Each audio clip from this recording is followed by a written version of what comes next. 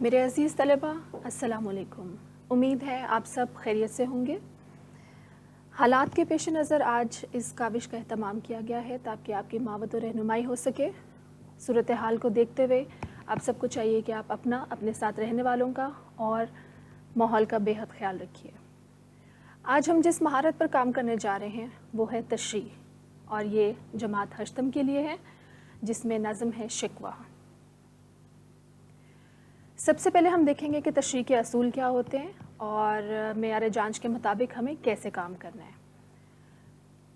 تو کسی بھی نظم کی تشریح کرنے سے پہلے ہم حوالہ نظم دیتے ہیں، جس سے مراد آپ کو نظم کا نام لکھنا ہے اور شاعر کا نام.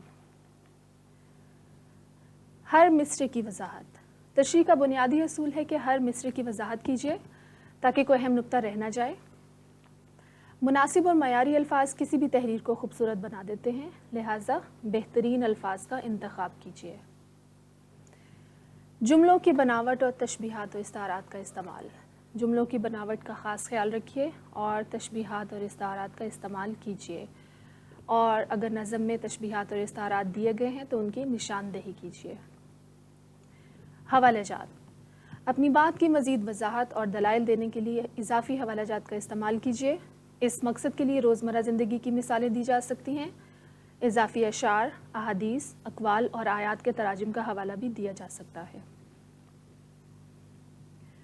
آج جس نظم کا ہم نے انتخاب کیا ہے وہ ہے نظم شکوہ، جس کے شاعر ہیں علامہ اقبال. نظم تو بہت طویل ہے لیکن آپ کی درسی کتاب میں اس سے کچھ اشعار منتخب کیے گئے ہیں. نظم کی تشریح سے پہلے میں آپ کو کچھ اس کا حوالہ دینا چاہ رہی ہوں کہ اب علامہ اقبال نے شکوہ میں ایسا انداز اختیار کیا جس میں مسلمانوں کے عظیم الشان، حوصلہ افروز اور زندہ جاوید کارناموں کا ذکر کیا گیا. لہٰذا اس نظم کے پڑھنے سے حوصلے بلند ہوتے ہیں، قوت عمل میں تازگی آتی ہے، جوش و ہمت کو تقویت پہنچتی ہے. یہ اگرچہ شکوہ ہے اور شکوہ ہمیشہ ناخوشگوار حالات کا نتیجہ ہوتا ہے، لیکن نظم پڑھنے کے دوران ہرگز اس بات کا احساس نہیں ہوتا کہ مسلمان ناخوشگوار حالات سے دوچار تھے. عظیم الشان کارنامے اس نظم میں نہایت ہی حسن و ترتیب کے ساتھ بیان کیے گئے ہیں. گویا یہ کہنا بالکل بجا ہے کہ اردو زبان میں یہ اپنی نوعیت کی بالکل یگانہ نظم ہے. تو سب سے پہلے دیکھتے ہیں بند نمبر 1، جس کو میں ابھی پڑھنے جا رہی ہوں. ہے بجائے شیوہ تسلیم میں مشہور ہیں ہم، قصہ درد سناتے ہیں کہ مجبور ہیں ہم. ساز خاموش ہیں فریاد سے معمور ہیں ہم، نالا آتا ہے اگر لب پہ تو معذور ہیں ہم. اے خدا شکوہ ارباب وفا بھی سن لے، خوگر ہم سے تھوڑا گلہ بھی سن لے. اب جہاں تک اس کے مشکل الفاظ کے معنی کا ذکر ہے تو بجا، اس سے مراد درست، ٹھیک. شیوا، طریقہ یا ڈھنگ. تسلیم کر لینا، مان جانا. مشہور، نامور. قصہ درد، دکھ بھری کہانی. مجبور، بے بس. ساز، آلات. فریاد، گزارش. معذور، نااہل. ارباب وفا، وفادار دوست. خوگر حمد، اللہ کی تعریف کرنے والے. گلہ، شکوہ. بند نمبر 1 جو ابھی میں نے پڑھا، مشکل الفاظ کے معنی آپ کو بتائے. میں آپ کو اس کا مفہوم بتانا چاہتی ہوں کہ اس میں اللہ سے فریاد کی گئی ہے، بے بسی کا عالم ہے اور درد بھری کہانی سنانے کی گزارش ہے.